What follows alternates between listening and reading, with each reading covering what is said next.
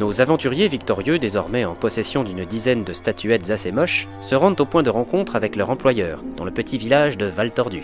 C'est à quelques kilomètres du donjon de Naheulbeuk, au creux de la rivière Glandebruine, que se niche cette bourgade très connue pour sa spécialité de boudin au sang de mouton et pour son arbre à pendaison, près duquel a lieu le rendez-vous.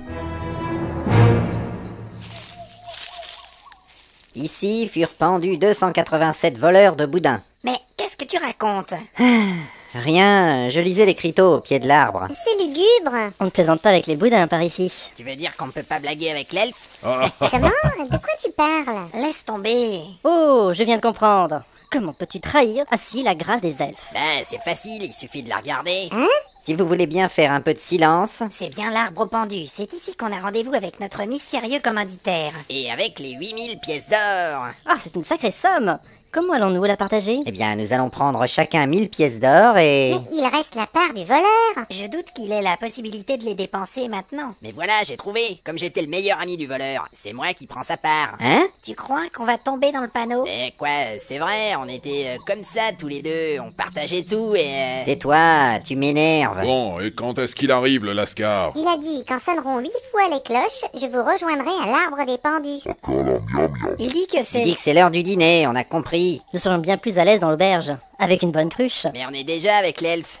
Ah, mortel! Vraiment? Qu'est-ce qu'il dit? Fais pas attention. Eh si, vas-y, explique-lui. Écoutez, les cloches. Ça sonne comme des pièces d'or à mes oreilles. Ah, génial. Bon, qui a le sac de statuettes? C'est moi. Oui, vas-y, tu peux sortir la verte. Je sens venir la richesse. Ouais, voilà. Allez, plus vite. Hé, calmos. Ah là là, nous voilà riches avec la statuette. Alors, y a personne? Vous êtes sûr que ça a sonné 8 fois? Ah, mais oui. Il dit que le sorcier nous a menti. Mais non, il a été retardé, c'est tout. Il s'est peut-être fait dérober son or par de vils brigands sur la route. Oh, malheur de malheur! Merde. Regardez. Un rouleau de parchemin est apparu dans les feuilles mortes. Dans un grand éclair de lumière. Je le prends, il n'a pas l'air chargé en magie. C'est quoi? C'est un rouleau de parchemin, on vient de le dire. Fermez-la. C'est une lettre de notre employeur. Mince alors. Quoi? Qu'est-ce qu'il y a écrit? Ah la vache! Alors quoi? Raconte! Alors ça, c'est pas croyable. Mais donne-moi ça. Ah, mais laisse-moi, c'est pas la peine, c'est écrit en menzorien. Mais je peux parfaitement lire le menzorien. Non, tu ne peux pas lire le menzorien. Mais si, madame, je sais tout, et je peux vous le prouver. Alors tiens, voilà ton parchemin. Merci. Ah, bon. Alors, voyons voir. Il me tarde de voir dans quelle tragédie nous sommes tombés. On attend. Saltation. Vogeur. Était Quel talent! pendu à l'heure et... Mais qu'est-ce qu'il dit? Poulet. Poulet, pot. Ah, vraiment, je suis Viandre. ébloui de ta performance. Nanas. Qu'est-ce que c'est? Une incantation? Ah, Laisse faire la magicienne. mais il a écrit n'importe quoi, je n'y peux rien. Allons, il n'y a aucune honte à ne pas savoir lire le menzorien. Même si t'as l'air con. Ah, lâchez-moi. Tiens, prends-le, ton parchemin pourri. Merci. Laissez-moi vous lire. Salutations, voyageurs. Je suis actuellement retenu ailleurs et je ne pourrai pas venir à notre rendez-vous. Si vous voulez vos pièces d'or, il faudra vous rendre à Boulgourville. Retrouvez-moi dans une semaine à l'auberge du poney qui tousse. Ah, merde.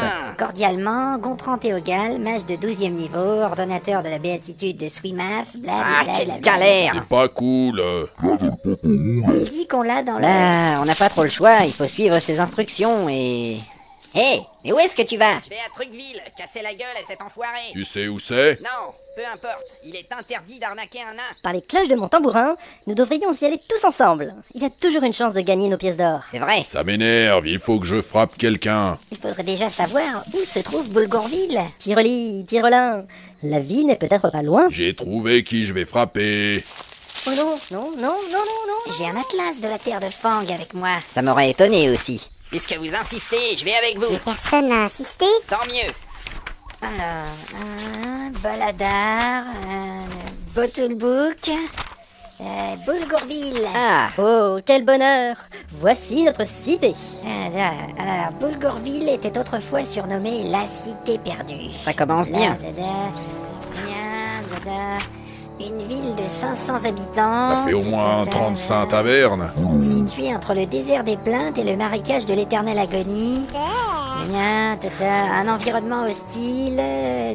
Dans le passé, il était impossible de la trouver, mais depuis, la route est indiquée. Ça veut dire qu'on a une chance? Il suffit de suivre des panneaux, ce ne sera pas un problème. Fais voir la carte, c'est loin? Bah, ce n'est pas sur la carte. Mais comment ça? Ils disent que c'est pour décourager les gens qui veulent trouver la cité perdue.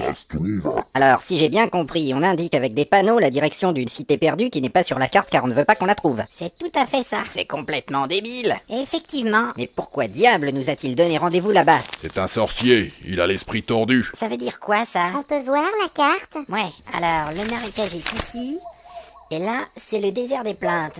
Et alors, c'est loin? Si on suit la route, il y en a bien pour 9 jours. Quoi? Je ne voudrais pas vous attrister, mais il me semble que nous avons rendez-vous dans une semaine seulement. Et si on ne suit pas la route? Dans ce cas, on peut couper par la forêt de Schlipak et gagner 2 jours. On pourra se nourrir de fruits et de glands, et s'enivrer de senteurs de fougères.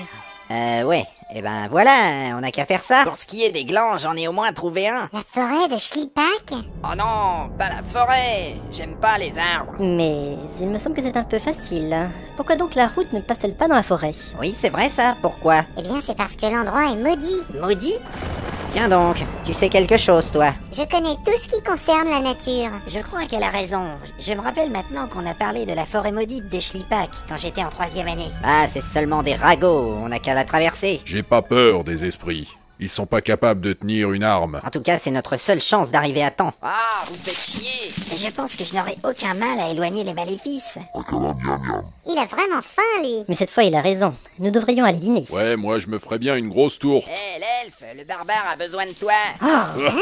C'est pas bientôt fini, ces sous-entendus pourris. Quand je m'ennuie, faut que j'emmerde l'elfe. C'est chiant. Ah, bravo, belle mentalité. Va mourir, toi et tes livres. Ah, ça suffit. On va à l'auberge, mais cette fois, pas de scandale. Oh, Nous nous ferions sans doute moins remarquer si l'ogre était un peu plus habillé. C'est vrai. Bon, je vais lui en parler. Et ça va un petit peu, pilou, là. Alors? Il va se faire un nouveau pagne avec des fougères. C'est beau d'être en communion avec la nature. Je t'avais bien dit qu'ils étaient sympas, les ogres. Faut que je vous raconte. Un jour, mon arrière-grand-père, Gurdil, s'est fait piquer ses vêtements en prenant son bain annuel. Quelle horreur! Un bain tous les ans? Attendez, c'est pas terminé. Et c'est bien ce qui m'inquiète. Eh ben, comme il a pas retrouvé le coupable, il s'est vengé. C'est hyper intéressant, dis donc. Attends, c'est pas fini. dépêche-toi. Il a pioché dans la réserve de mithril et il s'est fabriqué un caleçon en mithril. Ta blague est aussi vide que le néant qui sépare tes oreilles. Hein? Mais l'histoire ne s'arrête pas là. Ça y est, l'ogre a terminé. Et alors, ce caleçon? Eh ben finalement, on lui a donné le nom de Gurdil Cubrian.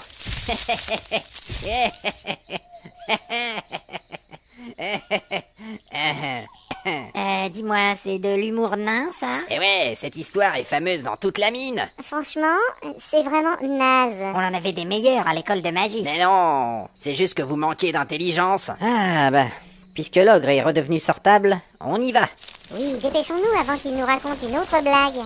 T'as pas de cervelle, qu'est-ce que j'y peux? Mais t'as bien vu, personne n'a trouvé ça drôle. Bah, vous êtes tous bêtes. Eh oh, je te permets pas.